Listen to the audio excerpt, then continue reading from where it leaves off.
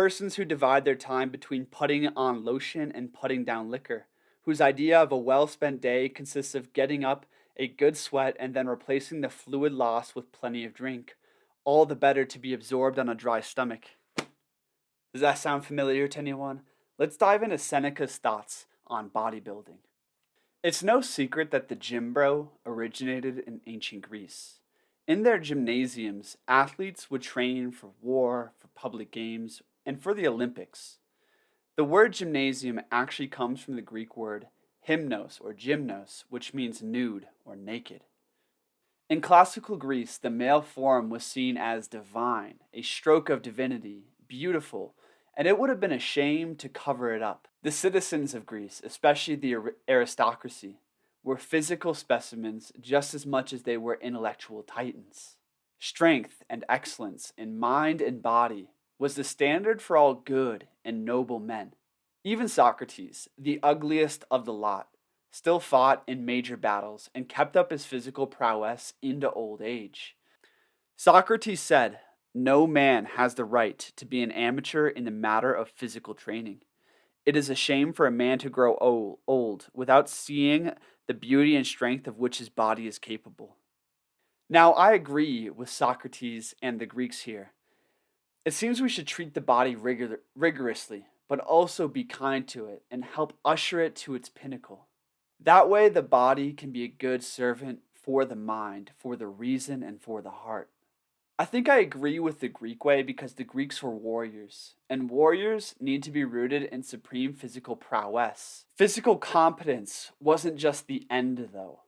It was the aim because excellence was their standard in all things.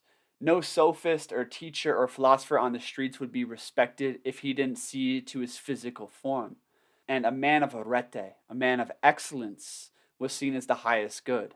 Fast forward a few hundred years to imperial Rome, to the time and era of Seneca. Rome, especially her cities and capital, was full of soft-handed aristocrats and merchants. Unlike Greece, the Roman elite weren't on the front lines. Their legions protected and expanded the empire, their slaves did their bidding, and the upper classes had ample free time. Many of the Greek virtues and philosophies were transmitted to Rome, like Stoicism, but for the most part, the mob was like any other mob, uninterested in higher thoughts and virtues. I suspect this is where the athletic and competitive gym bros of ancient Greece became the gym rats of Rome, an elite class who spent their time building up and ornamenting the body. They stayed up late, drank just as much as they ate, which is a considerable amount, and spent their afternoons pumping stones and chasing women. Do any of these Romans sound familiar? Let's see what Seneca has to say on the subject. So this is letter 15 in Letters from a Stoic, and there's quite a bit here on bodybuilding and some of the culture of Rome. Now I want to read a few paragraphs here and then go back through and pick it apart. There's some parts I agree with and some parts I don't agree with, so stay tuned for the analysis. We have a good reason to say, I trust this finds you in pursuit of wisdom, for this is precisely what is meant by good health. Without wisdom, the mind is sick, and the body itself, however physically powerful, can only have the kind of strength that it is found in persons in a demented or delirious state. So without a properly attuned mind, even if the body's physically powerful, it is the same body that is found in demented or delirious people. So this sort of healthiness, this spiritual healthiness, you must make it your principal concern. You must attend to the other sort as well, but see that it takes second place. So you must attend to the other sort as well, attend to the physical health, but see that it takes second place. It won't cost you any great trouble if good health is all you want. For it is silly, my dear Lucilius, and no way for an educated man to behave, to spend one's time exercising the biceps, broadening the neck and shoulders, and developing the lungs. Even when the extra feeding has produced gratifying results, and you've put on a lot of muscle, you'll never match the strength or the weight of a prize ox. The greater load, moreover, on the body is crushing to the spirit and renders it less active. So keep the body within bounds as much as you can, and make room for the spirit. Yes and no here. I think training broadening the neck and shoulders, developing the lungs, all those things are good. We should usher our body towards its pinnacle. But what he is saying here is like when you're overeating, when you're overfeeding, and like the body's a chief aim, is it hurting the mental healthiness? The chief principle in Stoicism is to live in accordance with nature. Now, is it natural to be running around with 30 pounds of extra muscle or to be bulking and overeating? Nature simply wouldn't allow that, to acquire all that food, to have all that luxury to spend working out the biceps and things of that nature is completely unnatural.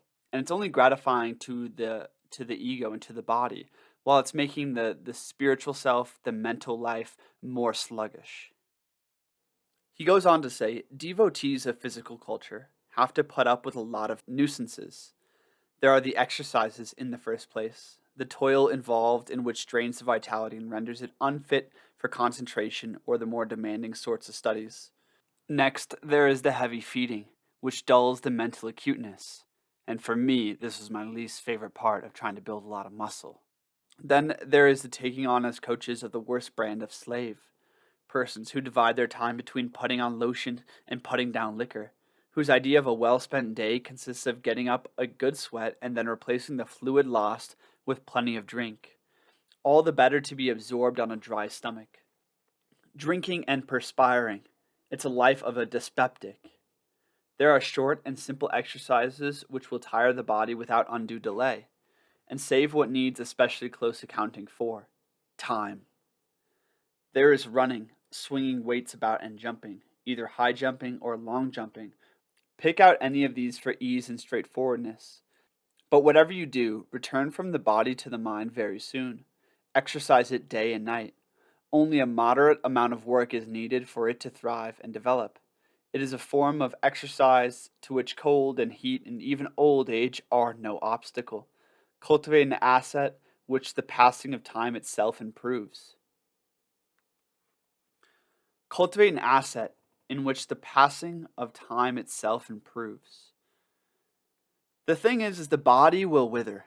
It's going to get old, wrinkly, it's going to have pains.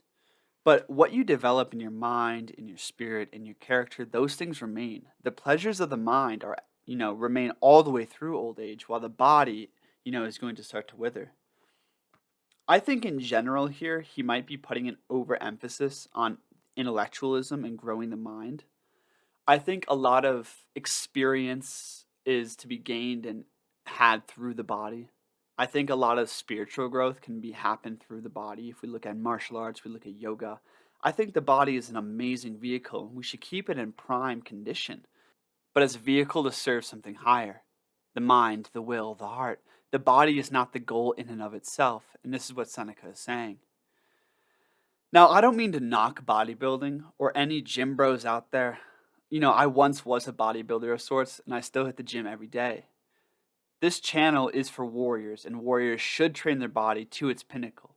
But I think the overemphasis on the physicality can get in the way of the mental, creative, and spiritual evolution. The body shouldn't be the end. It should be trained to serve something higher, like the perfection of the spirit, creativity, and the warrior's way. Thanks for watching this video. I'm Christian. This is Wisdom Warriors. Smash that like button and share this with someone you think it will impact. I'll see you at the next video. Peace.